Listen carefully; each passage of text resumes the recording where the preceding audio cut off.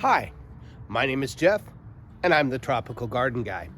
Today we're going to look at 3 big myths surrounding growing and fruiting avocados in a marginal climate, such as I have here in Modesto, California, Zone 9B. But first, if you like this channel, if you like growing exotic tropical fruit in a marginal climate, click that like and subscribe button. Don't you forget to hit that notification bell. Comments and questions, leave them in the comment section below. I do my best to get back to everybody with their comments and questions. So let's take a look at those 3 myths surrounding growing avocado trees in a marginal climate. The first myth that I would like to bust right off the bat is that avocado trees are just not hardy in Zone 9.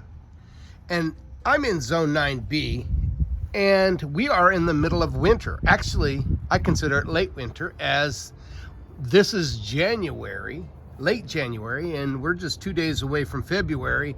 And our winters generally turn into spring in February. We get warm weather. During the winter time, we are quite chilly, and we had a lot of frost this year. But as you can see, in spite of winter almost being over with, you can see the beauty of this avocado tree. It is in just gorgeous shape. We've had a lot of rain, a lot of wind, and a lot of frost. And in spite, this tree is doing very well. As a matter of fact, I noticed that the buds are swelling. I don't know if you can see. And we're on a cold day here in the last part of January, and the tree is already starting to bud out, and it'll be time to graft pretty quickly. But yeah, a lot of folks think that you just cannot grow avocado trees, or you have to protect them very well.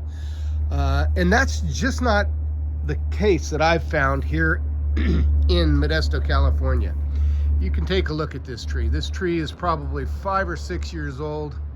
It's multi-grafted, and it was loaded with fruit this year. I've since harvested all the fruit off of it, but it is just, it's in perfect shape. Look at this. These leaves, a little yellow from all the rain and cold we've gotten, but for the most part, they are just doing very well. Now, this side of the tree is not as lush as the south side of the tree, because I do a lot of grafting on this. I constantly am changing the different kinds of branches, of grafting different avocados onto it. So it's a little bit, I don't know if you can see that, it's a little bit lopsided, but the tree is doing very well. And barring a once every 10 or 15 year freeze, this tree won't be seriously damaged. Now, every 10 or 15 years, we may get a temperature below, say, in the low 20s, and that will cause some damage.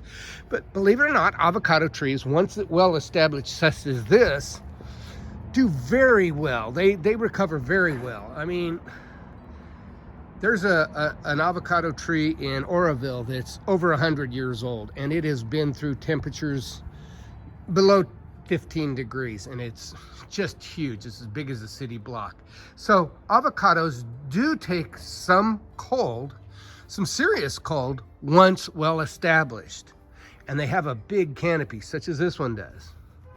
Look, let me see if I can, it's probably 15, 20 feet tall. It's not being protected in any way, shape, or form. So there we have that myth busted. This tree is doing just fine in our cold climate. Number 2 is, I hear it all the time, you must have 2 different avocado trees to produce fruit. Now, that's kind of silly. Now, there is other avocado trees. I have other avocado trees here in my yard, and there's one across the street that's really big, Hass avocado, lamb Hass. But to be honest with you, the commercial growers plant different A and B varieties just to increase their fruit set. But the average home gardener really doesn't need to do that. This tree produces more fruit than me and my wife, excuse the road noise, than me and my wife can eat in our family. You know, it just produces a massive amount of fruit. And this tree, like I said, is an experimental tree. I'm constantly grafting onto it, so it doesn't produce as much fruit as it would normally if I just let it grow over the last 5 or 6 years. So yeah, you do not need an A and B tree. You do not need 2 different avocado trees. They're self-fruitful and they can produce fruit by themselves. It's just not necessary to have 2 trees. The number 3 myth is, and I hear this a lot, even the professionals recommend you put a lot of organic material in your planting hole. I can't overemphasize how that has been a disaster, at least in my garden. Many years ago, when I used to listen to the experts, and I would put, you know, a lot of wood chips and cow manure and stuff like that in my potting hole, planting hole, and it just end up rotting. You know, it just end up rotting, in a year or so, the tree would end up dying. I use, when I plant my avocados, I just use the natural soil and you know, the native soil. And as you can see here, this is a you can see this avocado tree is planted on a raised bed, but in there, the only thing I have is native soil. It's this soil right here, sandy loam. All the organic material I put on the top. I do not put any organic material in my planting mix. It just rots, and once that organic material rots in a year or two, it leaves the tree literally high and dry, not able to take in moisture and nutrition, and the tree ends up dying. As what happened to my Wilma tree on the other side of my driveway.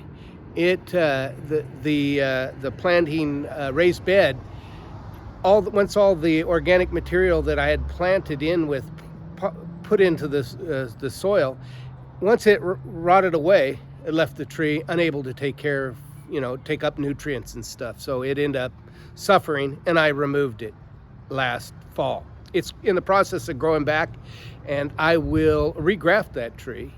I've rebuilt the raised bed, and I'm going to do another video on grafting in the spring, and we'll take a look at that. So that's pretty much it, the three main myths that I wanted to touch upon. My name is Jeff. If you like this channel, make sure to hit the like and subscribe button. Don't forget to hit the notification bell, and comments and questions, leave them in the comment section below. You have a wonderful day.